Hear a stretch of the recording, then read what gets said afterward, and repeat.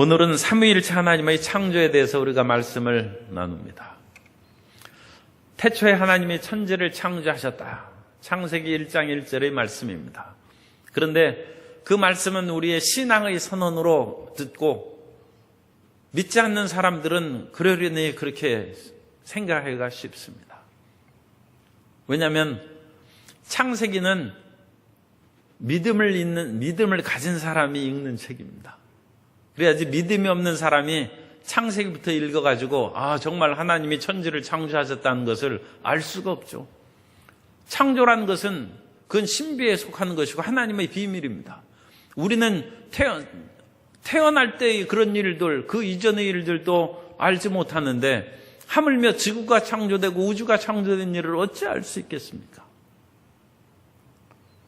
신앙에는 단계가 있고 믿음에도 분량이 있고 확장되는 그런 시간이 필요합니다.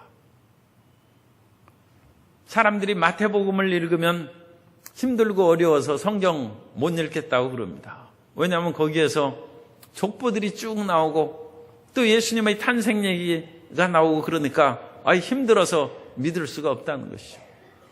그런데 예수님의 탄생 이야기가 나오지 않는 요한복음이 있습니다. 그래서 요한복음부터 읽어야 돼요. 사실은 요한복음은 쉬운 책이 아니니까 더 간단한 요한일서라든지 그런 것을 읽는 것이 좋습니다만 지금 말씀드리는 요지는 믿음이 있으면 예수님의 동정녀 탄생도 믿게 되는 것이고 믿음이 없이는 어찌 이런 일이 있는가 그렇게 생각한다는 것입니다. 요한복음을 읽고 인생의 오랜 경륜을 가진 니고데모가 밤에 예수님을 찾아온 것처럼 그 어려운 기간을 지나서 성령으로 거듭나서 믿음을 얻고 물이 포도주로 변하는 기적을 체험한 것처럼 자기 몸에 질병이 떠나가고 문제가 해결되는 은혜를 체험하면 믿음이 생기죠. 그래서 죽을 병이 걸렸는데 내가 살았다. 그리고 나서 예수님의 동정녀 탄생 이야기를 들으면 내가 죽다가도 살아났는데 이것이 왜 불가능한지 그것은 부인할 수 없는 진실로 다가오는 것입니다. 사람이 믿음을 가지면 성경이 믿어지는 것이고 그래서 성경에 기록된 모든 것을 받아들이는 것이고 믿음이 없이는 성경의 내용을 이해 못하는 것입니다.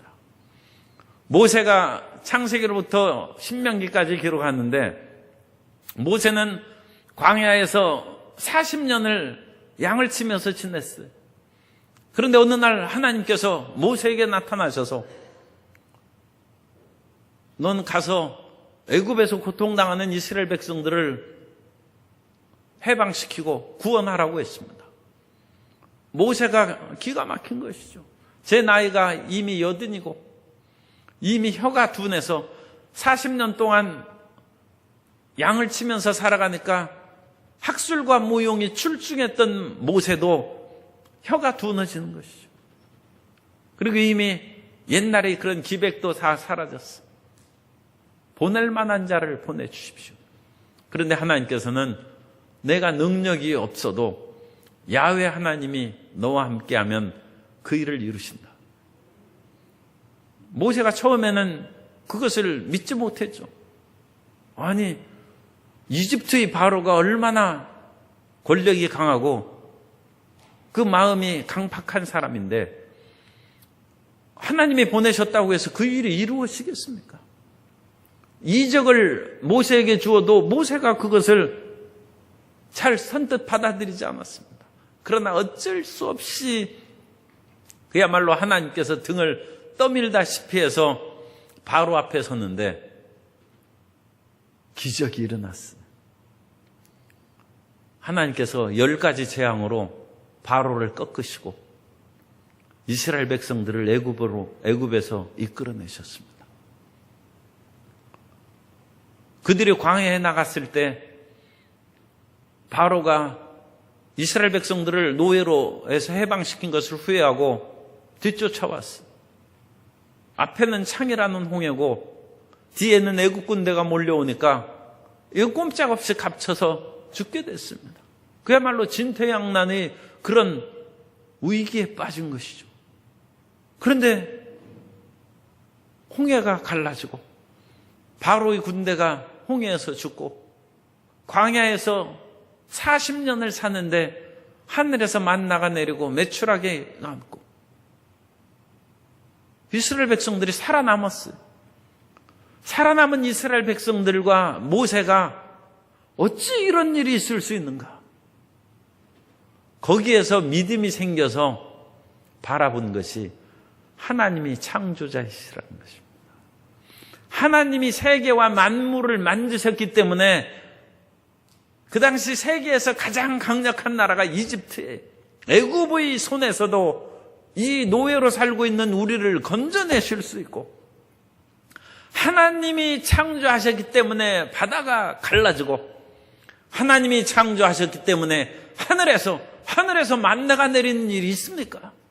그럼에도 불구하고 하나님이 지으신 하늘과 땅이기 때문에 하나님이 만나를 내라 하면 만나가 내는 것이고 하나님이 반석을 만드셨기 때문에 반석을 친즉 물이 솟아나왔다는 거예요. 창조의 신앙이 거기에서 생기는 것입니다. 그러므로 출애굽기부터 먼저 읽어야 돼요. 우리 인생은 고통 가운데 살아가지 않습니까? 우리 인생은 지금 노예처럼 그야말로 죄악의 노예로 살아가고 사회 속에서 그런 분들이야 요즘에는 많지 않지만 노예 비슷하게 살아가는 사람도 옛날에는 많았어요. 조선시대 초기만 해도 양반은 극히 적고 수많은 사람이 평민이고 그 다음에 천민입니다. 고통과 좌절에 빠진 그런 수많은 사람들이 살고 있습니다. 그 사람들이 삶의 그런 암담한 처지에서 어떻게 벗어납니까? 누가 그것을 일으킬 수 있습니까?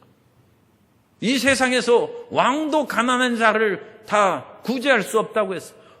이 세상에 수많은 왕들이 인류 역사의 수천 년 동안 문명 역사가 지금 5,000년 역사인데 문명 역사 5,000년 역사에 탁월한 수많은 왕들이 있지만 백성들이 굶주림을 해결한 왕이 없습니다. 그런 비극적인 상황에서 누가 건질 수 있는가? 그것을 체험한 모세와 이스라엘 백성들은 하나님께서 이 모든 것을 지으시고 이끌어 가시는 절대자인 것을 믿게 되는 거예요. 그래서 모세가 창세기를 쓴 것입니다. 그래서 최초에 하나님이 천지를 창조하셨고 그러면 왜 인간이 이렇게 고통스러운가? 그건 인간의 타락과 죄악으로 말미암아 죄악이 오염돼서 인간이 하나님의 창조의 제대로 선대로 못 산다는 것이죠. 그 해명을 한 것이 창세기입니다. 그러므로 창세기는 믿음의 책입니다. 창세기는 믿음의 선언을 책인 것이고 불신자가 읽어서 알 수 있는 책이 사실은 아닙니다. 하나님의 구원을 체험하고 애굽에서 노예에서 살다가 나온 그 사람이 창세기를 읽으면서 감격하는 것입니다. 오늘 우리는 애굽에서 나온 이스라엘 백성들보다 더 위대한 구원을 체험했습니다. 그 위대한 구원의 체험은 그리스도 예수의 십자가의 죽음으로 말미암아 우리가 죽음에서 생명으로 옮겼고 흑암의 나라에서 하나님의 사랑의 하나님의 아들 나라로 옮김을 받은 하나님의 백성이기 때문입니다. 그 구체적인 그런 삶의 길에서 우리는 병에서 고침을 받는 거죠. 그래서 그 치료함을 받으면 하나님이 정말 살아계시구나. 그럼 살아계신 하나님이 어디에 계신가? 온 우주를 다스리는 하나님이 아니시겠는가? 그것을 믿는 것이고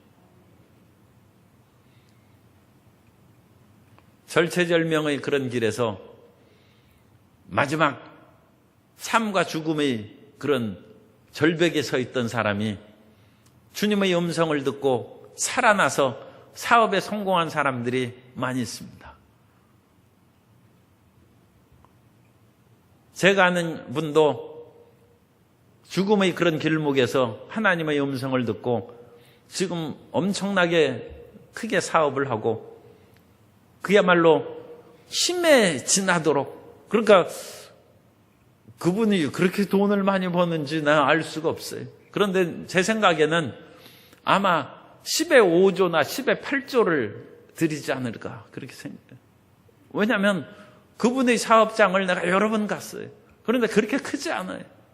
그런데 다른 분이 100만 원 낼 때 그분이 1000만 원을 내는 거예요. 그건 내가 이해가 안 되는.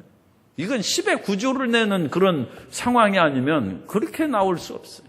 물론 그분이 얼마만큼 수입이 있는 것은 그건 제가 모르죠. 그런데 사업장의 규모로 봐서는 그렇지 못해요. 죽음에서 살아나가지고 하나님에 대한 헌신과 절대 순종으로 일을 한다.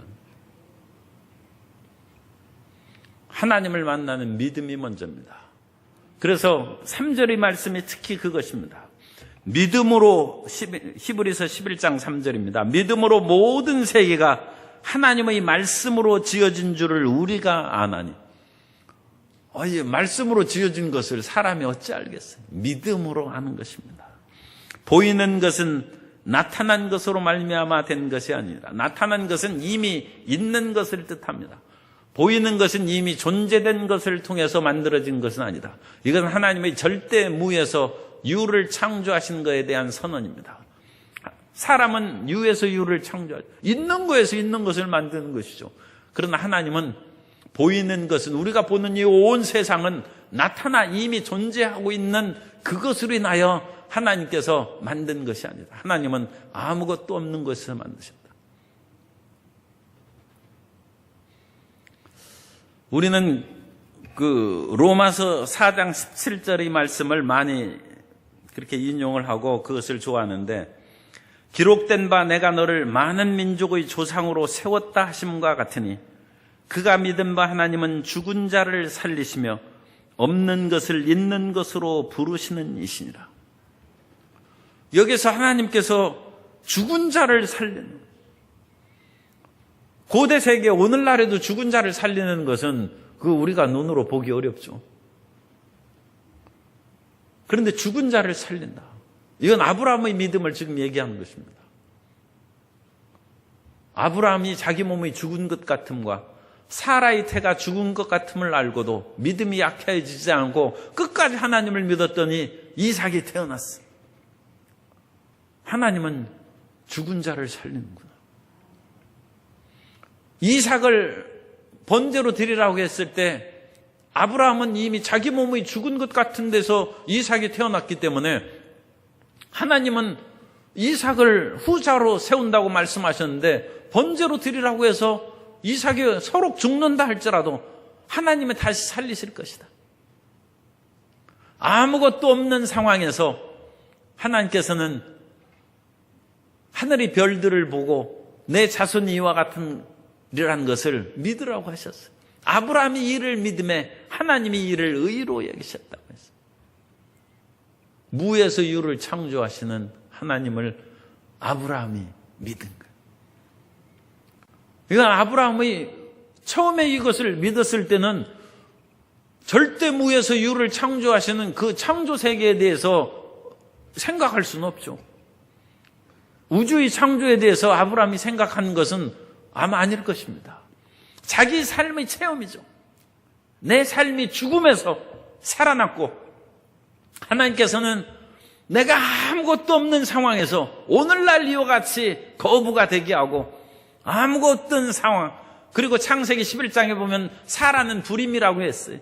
아이를 낳지 못한다고 했는데 그 사라를 통하여 천만인의 어머니가 되는 그 놀라운 역사가 이루어진 것을 보고 없는 것을 있는 것처럼 부르시는 그 하나님에 대한 선언이 나오는 것입니다. 신앙의 눈으로 창조를 보라는 것입니다. 창세기 1장은 오늘날 사람들이 많이 시도하는 그런 과학적 지식을 가르쳐준 책이 아닙니다. 물론 과학적인 그 지식으로 연구하는 것은 참 대단한 수고고 열심히 하는 것을 그걸 뭐라고 할 생각은 없습니다. 그러나 그것보다 더 본질적인 것이 믿음을 갖는 것입니다.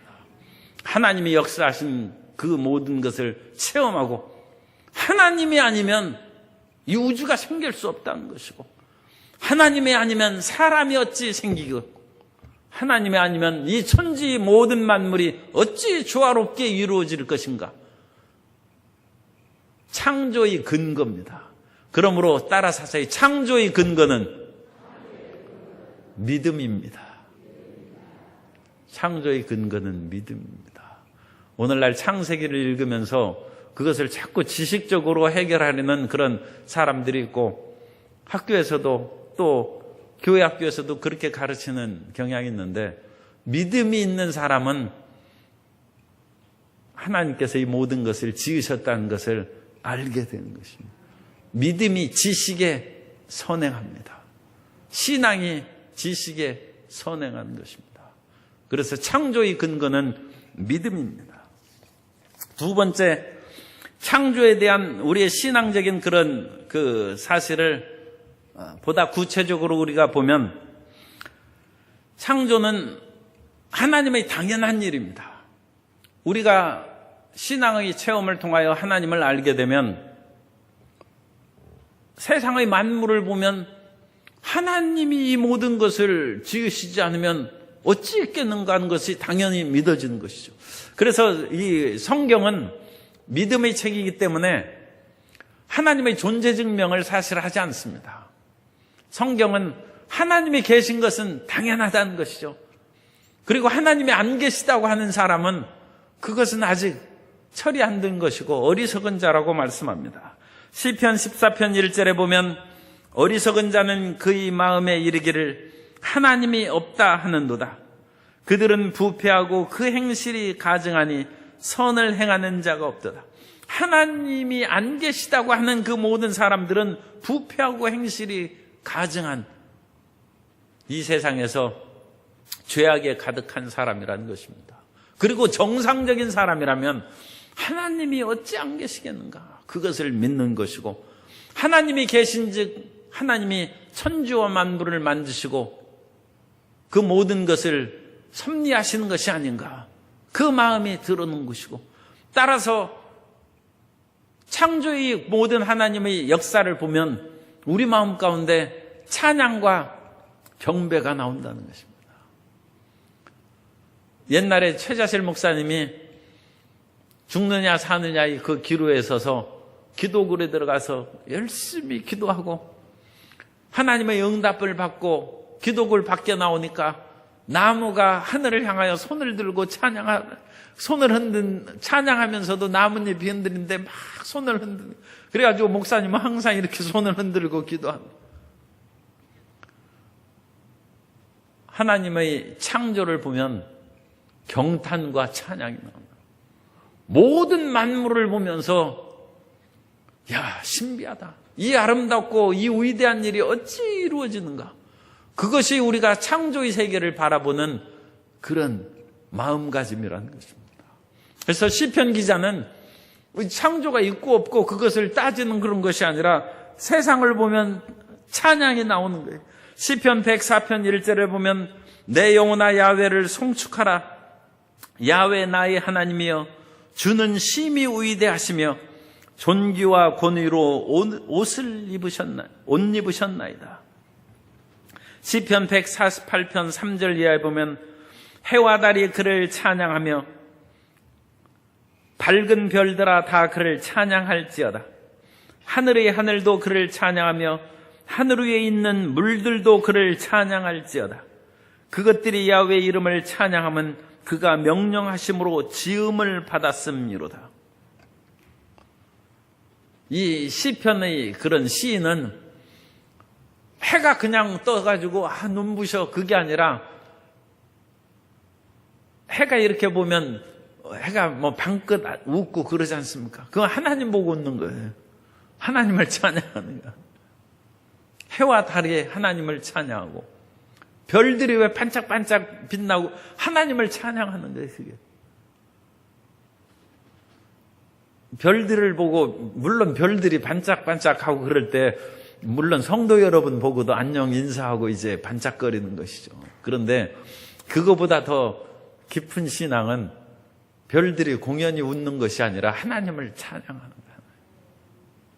하늘이 구름이 아름답게 떠다니는 것도 하나님을 찬양하고 노래하는 거예요. 참 신비하지 않습니까? 이스라엘의 그런 사람들이 어찌 이런 위대한 신앙을 가졌을까? 그걸 생각하면 참 경이롭습니다. 그 성경을 제가 그렇게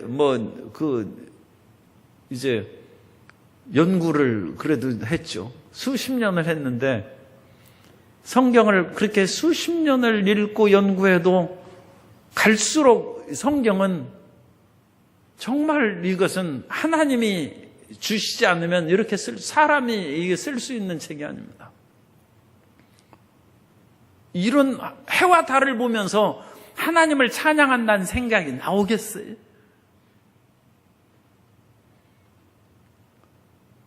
그런 생각을 한 그야말로 위대한 선지자들을 참 존경합니다.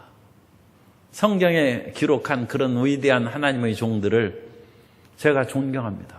제가 어리고 철없을 때는 존경하는 사람이 별로 없었어요. 그런데 성경을 읽으면서 제가 존경하는 사람들이 생겼어요. 하나님을 경외하는 그거야 믿는 자는 누구나 다 당연한데 성경을 쓴 사람들을 보면 기가 막힌 거예요. 이건 사람의 길이 아닙니다. 그런 위대한 믿음을 갖고 하나님을 경외한 사람들을 그야말로 존경합니다. 그 사람들이 해와 달과 별들을 보면서 그 별들이 하나님을 찬양한다는 시편 145편 5절에는 주의 존귀하고 영광스러운 우염과 주의 기한 일들을 나는 작은 소리로 읊조리리이다. 그래서 가는 곳마다 쉬고 가는 곳마다 즐거움이에요. 이 모든 것이 감탄과 경외로 가득 차서 그것을 정말로 하나님은 위대하시구나. 정말로 하나님은 광대하시구나. 정말로 하나님은 사랑이시구나. 그걸 작은 소리로 끊임없이 읊조리로 나가고 시편 19편 1절에 보면 하늘이 하나님의 영광을 선포하고 궁창이 그의 손으로 하신 일을 나타내도다. 하늘이 하나님의 영광을 드러내 궁창이 그의 지으신 일을 선포하는 것입니다. 하나님 중심으로 우리가 살아야 된다고 얘기를 많이 하는데 이 성경의 이런 사람들은 정말로 하나님 중심, 모든 것이 하나님 중심이요 하나님 안에서 주님을 경외함이 가득 차는 것입니다. 사람이 사랑하고 연애를 하면 모든 것을 그 사람 중심으로 생각하고 그래서 사람들이 사랑을 하면 이제 눈에 뭐가 씌인 것처럼 콩깍지가 씌었다든지 그렇게 얘기를 하고 그러는데 하나님을 믿으려면 그렇게 믿어야 돼요.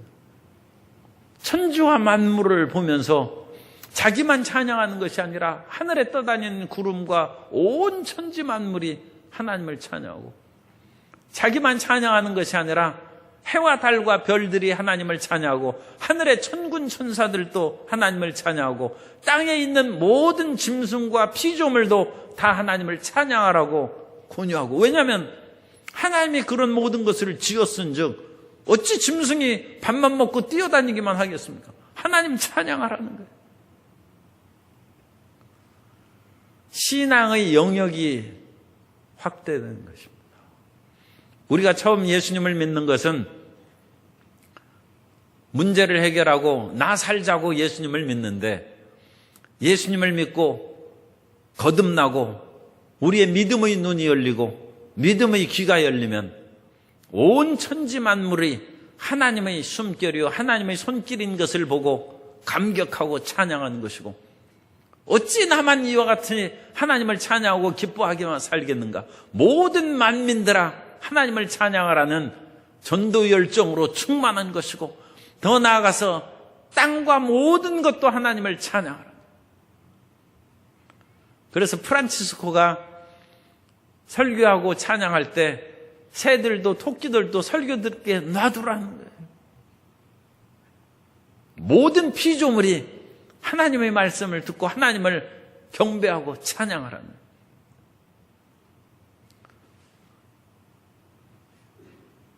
하나님을 찬양하는 그런 믿음의 영역이 날로 확장되시기를 바랍니다.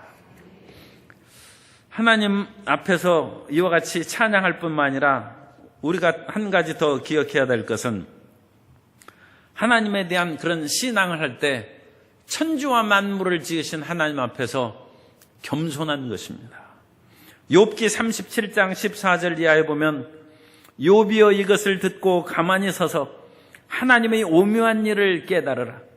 하나님이 이런 것들에게 명령하셔서 그 구름의 번개로 번쩍거리게 하시는 것을 그대가 아느냐? 그대는 겹겹이 쌓인 구름과 완전한 지식의 경이로움을 아느냐? 욥기 37장에 나오는 그런 그 말씀은 욥이 자기가 아는 모든 걸로도 다 생각해봐도 하나님 이해할 수 없다고 했습니다. 그러면서 하나님, 제가 생각하는 모든 그런 지식과 신앙을 총동원해도 내가 왜 고난받은지 이해를 못하고 하나님, 주님께서 뭔가 실수하시지 않았습니까? 그것이 욥의 그런 생각입니다. 그런데 37장에서 하나님이 우주와 이 세계를 다스리는 그 엄청난 지혜와 지식과 어미하심을 가르쳐 선포하는 거예요. 그래서 욥이 나는 정말 무식한 사람이구나. 뉴턴이 만유인력의 법칙을 발견하고 수많은 과학적인 그런 업적을 세운 후에도 나는 바닷가 모래에서 조개 껍질 하나 주운 거에 불과하다. 그런 겸손함을 보였다고 했습니다. 인간은 하나님 앞에 겸손해야 됩니다. 소유주 국제 소유주 우주 정거장에 무슨 작은 구멍이 나가지고 그것을 때운다는 그런 그 기사가 나왔더라고요. 사람이 우주 공간에 그와 같이 우주선도 보내고 또 우주 정거장도 만들어서 그 정거장을 사람들이 타고 들락달락하고 그런 것만 해도 참 대단한 것이죠. 그런데 그 우주선에 그 구멍 난 것은 이유를 알 수 없어요. 그래서 지금 추측하는 것은 우주에 다니는 수많은 그런 작은 파편들이나 돌조각 같은 것들이 있는 것이죠. 우리식으로 이 지구상의 용어로 보면 이 돌조각이 엄청나게 손살같이 빠른 속도로 우주를 날아다니고 있어요. 그것이 스쳐가지고 거기 부딪혀서 구멍 난 것이다. 그렇게 이제 생각하고 있어요. 그러니까 이 어마어마한 우주 속에서 그 우주정거장 하나 만들어 놓고 기고만장하는 그런 것은 참 우스운 것이죠. 하나님 앞에서 겸손해야 됩니다. 무한한 그런 우주를 창조하시고 그 길을 이끌어 가시는 하나님을 찬양하고 하나님을 경배할 뿐만 아니라 우리가 겸허하게 믿음의 길로 나아가면 주님께서 이 세상의 모든 것들에 대한 그런 궁금증과 마음의 그런 괴로움을 해소시켜 주시고 하나님의 평강과 은혜로 채워주실 줄 믿습니다. 그러면 창조는 무엇입니까? 창조는 하나님께서 무에서 유를 만든 것이 하나님의 창조입니다. 그래서 하나님은 절대 무에서 유를 창조하셨습니다. 이런 그 말씀은 우리가 수없이 듣죠. 수없이 듣고 또 신학 교육을 받을 때는 하나님께서 아무것도 없는 곳에서 유를 창조하셨다 그렇게 하는데 무에서 유를 창조하신 것을 믿는 사람은 플라톤보다 나은 사람이에요. 플라톤이 자기 글에서 우주의 그 그리스 철학에서 창조한 데미ур고스입니다. 이 데미ур고스는 유에서 유를 창조하는 거예요. 있는 거에서 있는 것을 만듭니다. 그럼으로써 이 천하 우주 만물이 생겼다고 플라톤이 그렇게 얘기했어요. 플라톤의 티마에우스라는 그런 그 책에서 나온 얘기입니다. 플라톤도 생각을 못했어요. 플라톤이 보통 사람입니까? 세계에서 가장 탁월한 철학자라고 할 수 있어요. 그 플라톤도 있는 거에서 있는 것을 그렇게 얘기하고 최초의 그런 데미ур고스 조물주가 있는 거에서 만드는 것을 그것밖에 생각을 못했어요. 그런데 창세기에서 아무것도 없는 거에서 있는 것을 만든다. 그건 인간의 생각이야. 그걸 생각할 수 있겠어요? 어떤 사람은 이 바벨론 창조설화인 에누마 엘리시의 이야기를 얘기합니다. 바벨론에도 창조설화가 있고 그 창조설화의 책 이름이 에누마 엘리시입니다. 그 에누마 엘리시에 보면 그 바벨론의 최고신이 마르둑입니다. 이 마르둑이 어떻게 해서 최고신이 되었는가 그것을 이제 쓴 책이 에누마 엘리시인데 그 마르둑은 티아맛이라는 그 어머니에게서 태어났어요. 그런데 거기에서 반란이 일어나가지고 결국은 마르둑이 자기 부모를 살해합니다. 그리고 티아맛의 몸을 찢어서 하늘과 땅을 창조합니다. 바벨론 창조설화에서도 있는 것에서 하늘과 땅을 만물을 창조하는 유에서 유를 창조하는 것입니다. 그런데 사람들은 바벨론 창조설화 이야기가 성경보다 더 오래된 것이기 때문에 히브리 기자들이 이스라엘 그런 성경 기자들이 바벨론 창조설화를 본떠 가지고 창세기를 기록했을 것이다. 그렇게 이제 주장하는 사람들이 있습니다. 물론 문학적 유사성이 있습니다. 그러나 중요한 것은 성경은 무에서 유를 창조하는 바벨론 창조설화는 있는 것에서 있는 것을 창조합니다. 있는 것에서 있는 것을 만드는 것은 바벨론 창조설화나 플라톤의 철학에서나 인간의 생각입니다. 그리고 하나님께서는 절대무에서 그러니까 이런 유에서 유를 창조하는 것은 원래 우주가 있었다는 것이죠. 원래 우주의 모든 것이. 그건 인간 생각이죠. 하나님께서는 아무것도 없는 것에서 우주를 창조하셨다. 좀 감격해야 되는데 이 감격이 됩니까? 제가 아니 이것은 정말 감격스러운 거예요. 제가 이것을 깨달은 지도 얼마 안 돼. 옛날에는 나는 무에서 유를 창조하는 것을 당연히 생각했어요. 그런데 아무것도 없는 데에서 있는 것을 만든다는 것은 아니 우리가 맨날 사업할 때 물론 제가 사업을 안 해봤습니다만 성도님들이 이렇게 사업하시는 분들은 아니 있어야 무슨 사업을 하지. 자본금이 있고 뭐 어떤 그런 배경이 있어야 사업을 하지. 그게 당연한 인간 생각 아닙니까? 그죠? 밀어주는 사람이 있고 뭔가 힘이 있어야 내가 사업을 할 거 아니냐. 그런데 그건 인간 생각이에요. 하나님은 없는 데서 있는 것을 만드신다는. 이건 사람이 생각이 아니라니까.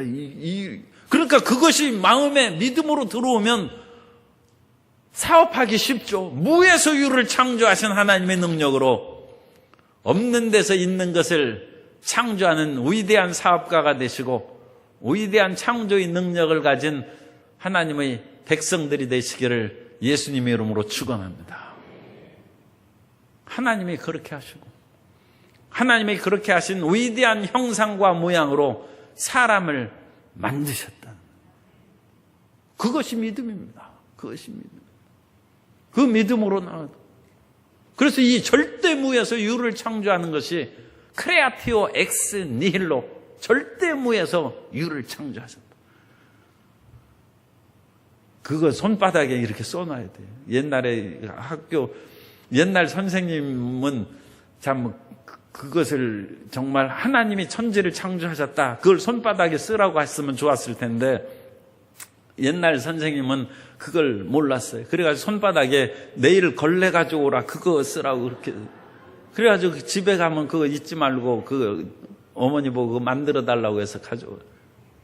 그래가지고 그 걸레 가지고 맨날 그 학교 바닥을 이제 그 초칠해가지고 반질반질하게 이제 닦는 거예요.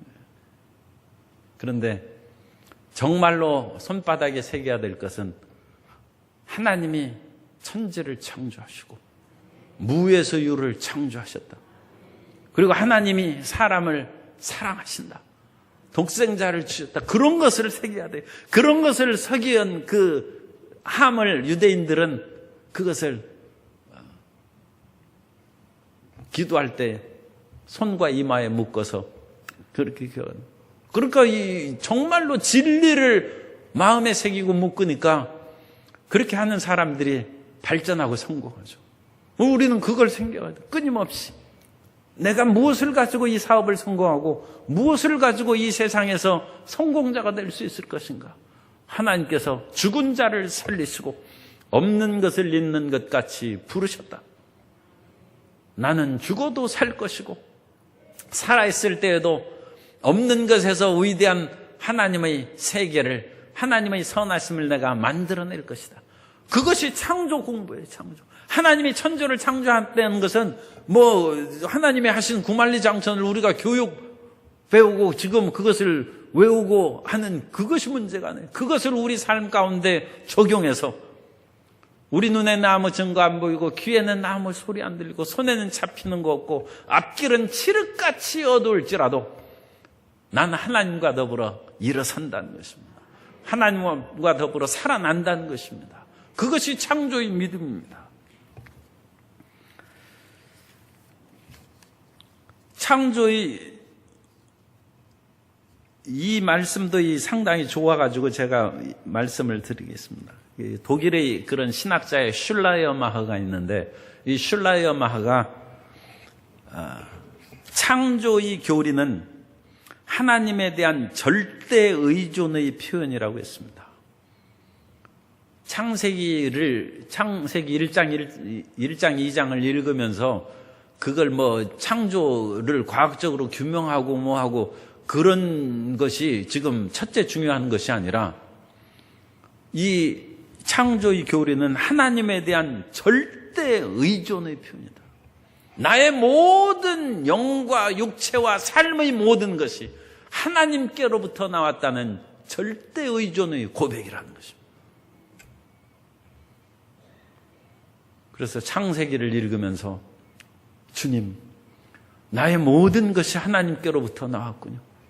나의 영도, 나의 생각도, 나의 육체도 하나님께로부터 나왔은즉 나는 하나님을 절대 신뢰합니다. 내게 있는 모든 것이 다 하나님 거예요. 하나님께로부터 나왔어요. 그럼 하나님을 떠나서 못 살죠. 하나님께로부터 모든 것이 나오는데 하나님 떠난 생각이 그게 제대로 되겠습니까? 하나님 떠나서 내 마음대로 사는 그런 생활이 올바르게 열매를 맺겠습니까? 창조는 절대 의존의 표현이다. 창조의 그런 그 원천에 대해서 말씀을 나눕니다. 그러면 이 창조는 하나님께서 창조하셨는데 이 하나님의 창조의 원천을 엘로힘, 하나님이 태초에 하나님이 천지를 창조하셨다. 그래서 하나님께서는 그 엘로힘이라고 그렇게 여기에 되어 있어요. 하나님이 천지를 창조하셨다. 엘로힘. 그래서 이 엘로힘이라는 것은 위엄과 전능의 하나님을 표현하는 것입니다. 창세기 14장 19절에 보면 그가 아브라함에게 축복하여 이르되 천지의 주제이시오 지극히 높으신 하나님이여 아브라함에게 복을 주옵소서. 여기서 천지의 주제이시오 그렇게 된 우리말을 번역했는데 이것은 천지의 창조자이시오 그렇게 번역할 수 있습니다. 우리 주제이시오 번역한 것은 영어 성경 킹 제임스 그 번역을 따라서 그 영향을 받아서 주제라고 번역을 했는데 RSV 성경이라든지 NIV 성경에서는 하나님의 창조라고 번역했습니다. 그래서 아브라함에게 축복하여 이르되 천지의 창조자이시오 지극히 높으신 하나님. 그래서 천지의 창조자는 지극히 높으신 하나님입니다. 엘 엘리온을 이제 번역을 그렇게 한 것입니다. 지극히 높으신 하나님입니다. 그래서 이 지극히 높으신 하나님이라는 것은 천지를 떠나 있는 분을 말하는 거예요. 그래서 하나님은 이 우주 만물 위에 계십니다. 우리가 하나님에 대해서 전에 그 속성을 살펴봤습니다만 하나님은 무한하셔서 이 세상의 초월자라고 했죠. 그 초월자를 말합니다. 하나님은 인생이 아니시고 이 우주의 한 부분이 아니고 이 우주 밖에 계시는 초월자입니다.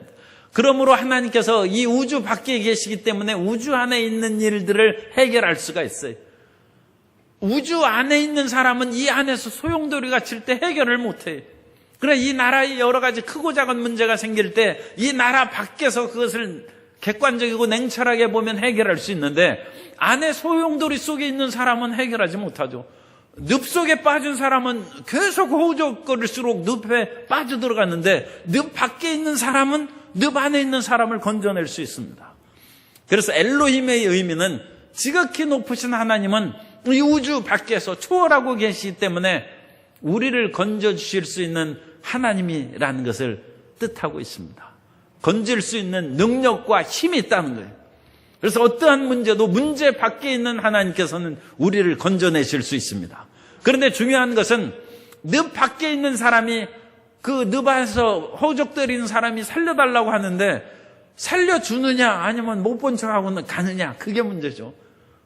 아니 물에 빠진 사람이 있는데 물 밖에 있는 사람이 이렇게 보고 건져줄까 말까 보니까 놀부가 빠졌어요. 건져줄까 말까 생각할 거 아닙니까? 그런데 하나님께서는 이 지구상에서 이 우주 안에서 소용돌이 속에서 고통하는 인생을 불쌍히 여기시고 사랑하셔서 그것이 위대한 말씀입니다. 하나님이 세상을 이처럼 사랑하사 독생자를 주셨으니 하나님이 초월자이심에도 불구하고 이 세상에 사랑을 베푸셔서 내려오셨다는 것입니다. 내려오신 언약의 하나님을 야훼라고 합니다. 그래서 구약 성경의 대표적인 두 이름이 엘로힘과 야훼, 여호와라고 부르는 것. 엘로힘은 하나님이라고 번역했고 야훼는 여호와라고 우리가 그렇게 번역해서 쓰는데 지금 우리 교회에서는 야훼라고 하죠. 저만 야훼라고 하고 성도님들은 또 여호와라고 많이 해요. 그래도 괜찮아요. 왜냐하면 이것은 우리 교단에서 야훼로 하기로 했어요. 그래서 저는 교단의 그런 주의 종이기 때문에 그렇게 쓰고 사실 또 여호와라고 쓴다고 해도 뭐 다른 교단에서는 그렇게 쓰고 그러기 때문에 뭐 그것이 뭐 크게 잘못됐다고 뭐 그렇게 할 수는 없습니다. 어쨌든 간에 하나님께서는 지극히 높은 초월자임에도 불구하고 언약 속으로 이 세상에 내려오셨다는 것입니다.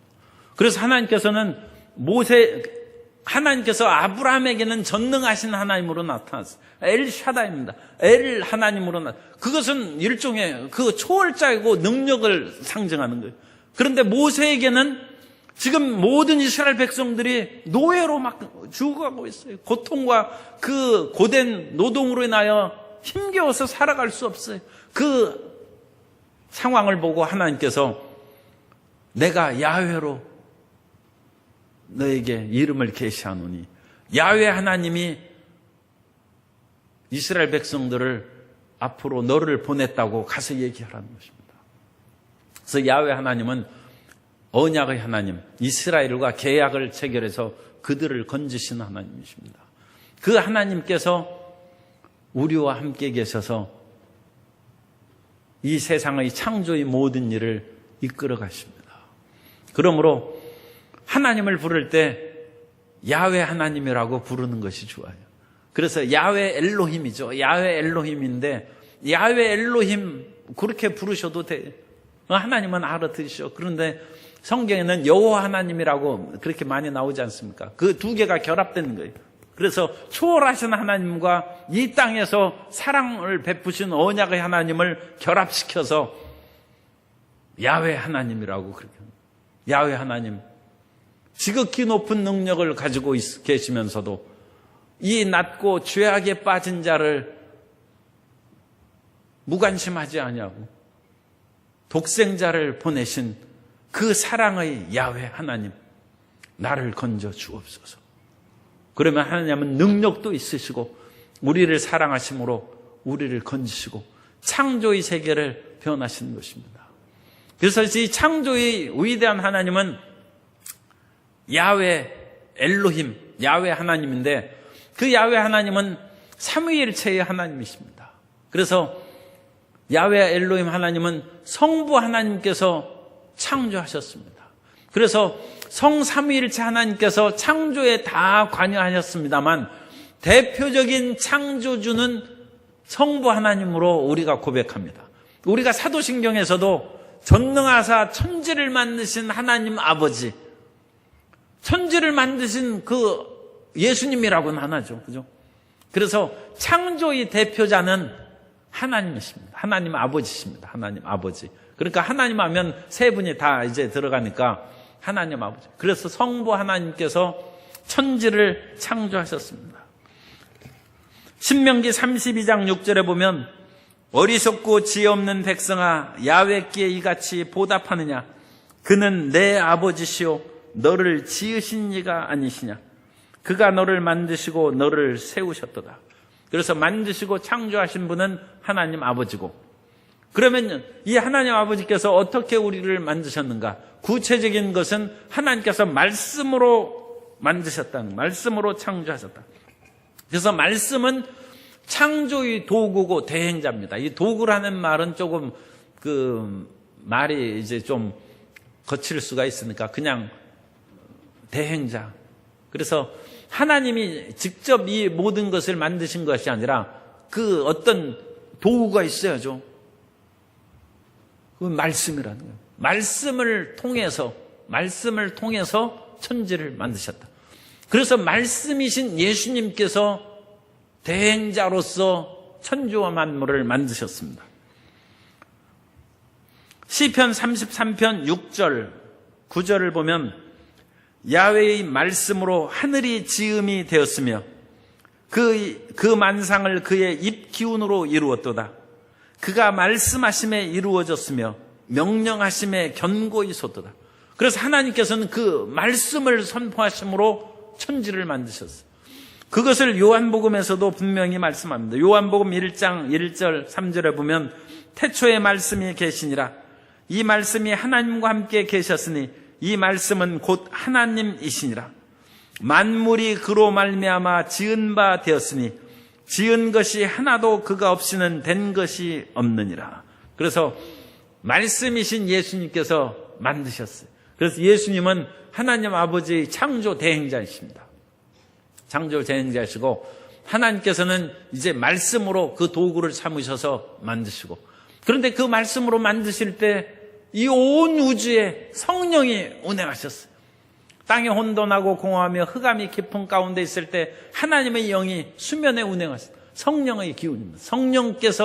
성령은 힘입니다. 여기에서는 힘으로. 그러니까 에너자이저라고 그러면 하나님.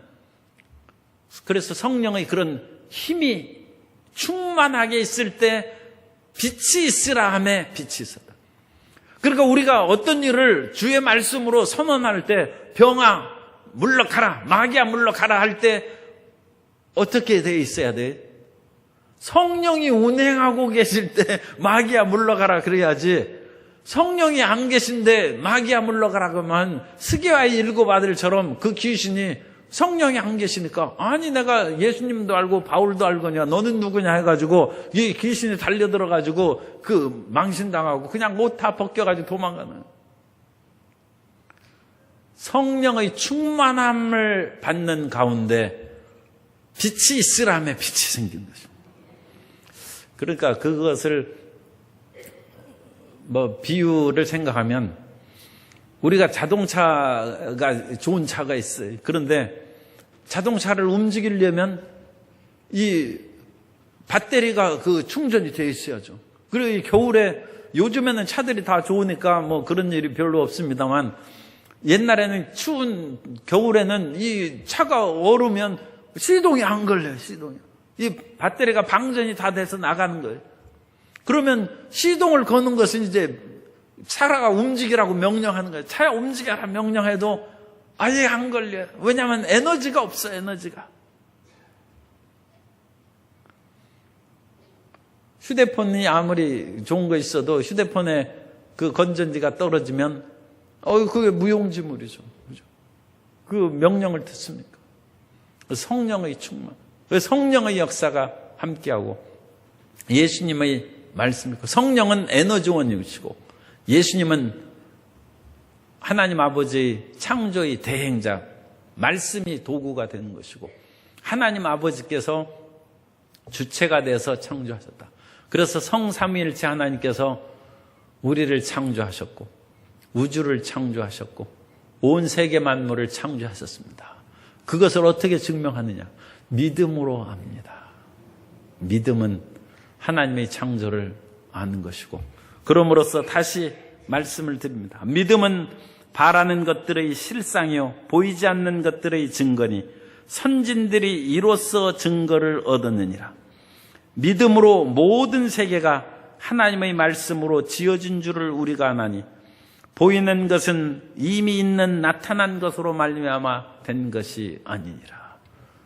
출애굽의 위대한 구원의 역사를 체험한 이스라엘 사람들은 이 위대한 역사가 어찌 일어났는가? 이건 하나님께서 우리를 창조하셨기 때문이다.